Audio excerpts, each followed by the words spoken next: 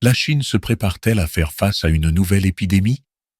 La rumeur s'est propagée, telle une traînée de poudre, sur les réseaux sociaux. Plusieurs posts et vidéos y sont relayés, faisant état d'une situation sanitaire préoccupante, à cause de la propagation de plusieurs virus, dont le HMPV, le Mycoplasma pneumonia et le Covid-19.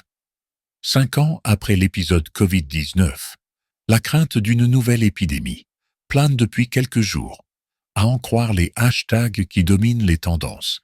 En effet, les posts relayés font état d'une situation chaotique en Chine et avancent que Pékin a pris des mesures exceptionnelles pour freiner la circulation de plusieurs virus respiratoires. Les vidéos, atteignant des millions de vues pour certaines, montrent des hôpitaux et des crématoriums débordés et bondés de personnes masquées. Certaines de ces images qui sèment la panique sur la toile sont loin d'être récentes.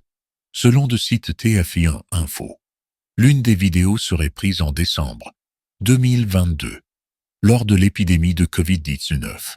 Aussi, plusieurs contenus semblent dirigés vers The Epoch Times, un site connu pour diffuser des théories du complot et fausses informations autour de la pandémie, précise le média français.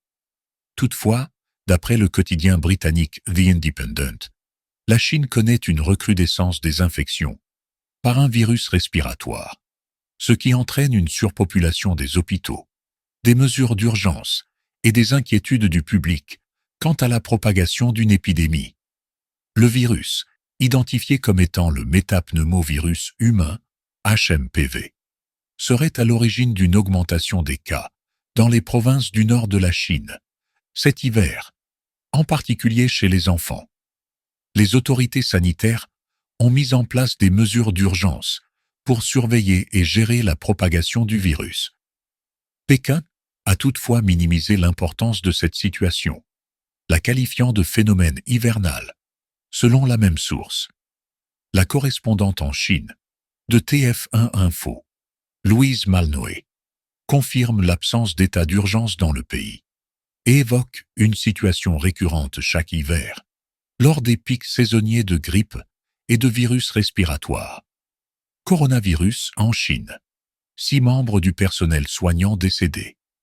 6 membres du personnel soignant sont décédés en Chine du nouveau coronavirus et plus de 1700 ont été contaminés, selon un bilan annoncé vendredi par le gouvernement, soulignant les risques encourus dans des hôpitaux débordés par l'épidémie.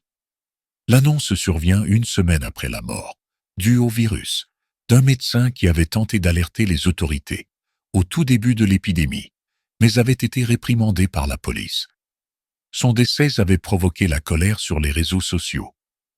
Au 11 février à 24 heures, 1716 cas confirmés avaient été signalés dans le pays, parmi le personnel médical, a déclaré Zheng Yixin, vice-directeur de la Commission nationale de la santé, qui fait office de ministère. Parmi eux, 6 personnes sont malheureusement mortes, a-t-il précisé, lors d'une conférence de presse. La grande majorité, 1,102, des cas de contamination l'ont été dans la ville de Wuhan, centre, chef-lieu de la province du Hubei et berceau de l'épidémie de cette pneumonie virale, Covid-19. Les médecins et infirmiers des autres municipalités de la province sont également très touchés, avec 400 cas, en raison d'un afflux de patients dans les hôpitaux du Hubei et d'une pénurie de fournitures de protection, masques, combinaisons intégrales, lunettes, gants.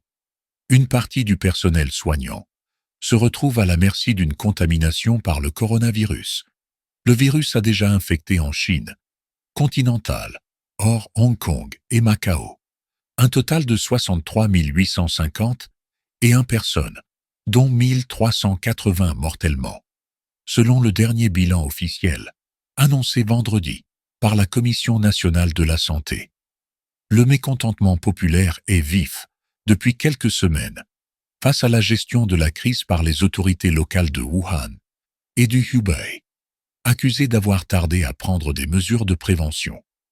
Ce mécontentement s'était transformé en fureur après la mort vendredi dernier de Li Wenliang, un ophtalmologue de 34 ans, l'un des premiers médecins à avoir alerté sur l'émergence de l'épidémie. Réprimandé par la police qui l'a accusé en janvier de propager des rumeurs, il avait lui-même été contaminé et son décès a provoqué une énorme vague d'émotions dans le pays.